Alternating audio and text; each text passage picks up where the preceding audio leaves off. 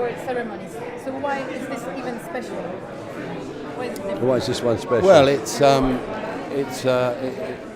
a wonderful cause. Some years ago, we actually went to a therapy session, and personally, I shall never forget it because we stood behind a two-way mirror because the kids don't need to know you're there, and watched what these therapists do with these kids and see them coming out of their shells and through music and playing drums and stuff. And it was just a most amazing experience. I came out crying. And from that day to this, and prior to that, it's just the most amazing thing to think you're working in aid of that kind of thing. It's fantastic. And about your film, who did you get acting tips from? Craig Fairbrass gave us a few acting tips, and so did John Lovitch, but John Lovitch is more the comedian, and he did some things on camera that I thought only Peter Sellers did. Does that give you a clue?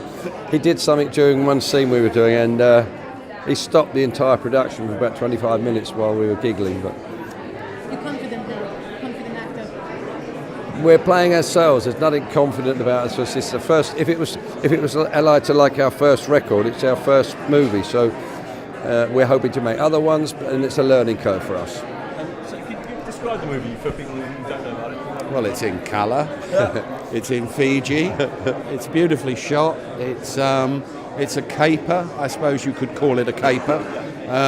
It's got a rather a sinister theme that runs through it, whereby this underground organisation takes tramps and vagrants off the streets, gets them to play Russian roulette, and once they're dead, they remove their organs and sell them on the black market. That's the serious side of it. And then him and I get involved, and it starts to get silly from there, really. It is silly. It's kind of silly British humour stuff that perhaps only the Brits understand, but we'll see. And you say you're hoping to make more?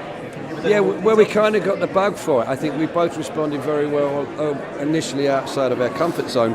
I realised we both respond very well to a focus, and we were starting work at 7 in the morning, finished at 6 in the evening. We had a sheet to do, and it was all down to the director to say whether that was any good or not, and we both respond well to that. So we would like to try and do another to improve on what we've done thus far. So I put it that way. And if I can ask you about Glastonbury, it's Glastonbury this weekend, of course. Rolling Stones headlining tomorrow. Any tips or advice for Mick? You're snoring. You're bored of people talking about Glastonbury? I get fed up with the whole thing. I was talking about it in the car on the way up. There's such a hype thing into it. And when we did it a couple of years ago, people were asking us whether we were going to do anything special. Yeah. And it would then mean that gig is more special than the previous night. And we can't go there. It's doing very well for itself, but it's just a gig. Yeah. You've played it before, and in light of all that, would you give any advice, if you could, to the Rolling Stones as to how they should approach the gig? I don't really think they need any, do you? I think they've been going slightly longer than us, and for us to try and advise them on what to do. But I mean, what everybody would say, you just go out there and you enjoy yourself. It's a great stage, it's a great setting, and I'm sure it will be mega. And British Grand Prix as well this weekend. You're a motorsports fan? Yes, I am, yeah, and I would like to be down there, but him and I are up to our eyes with one thing and another at the moment. And my son, I just spoke to my son, he's down there, and I can't make it, but good luck, Jensen. Good luck, Lewis. Thanks, guys. Thank you. Thank you very much.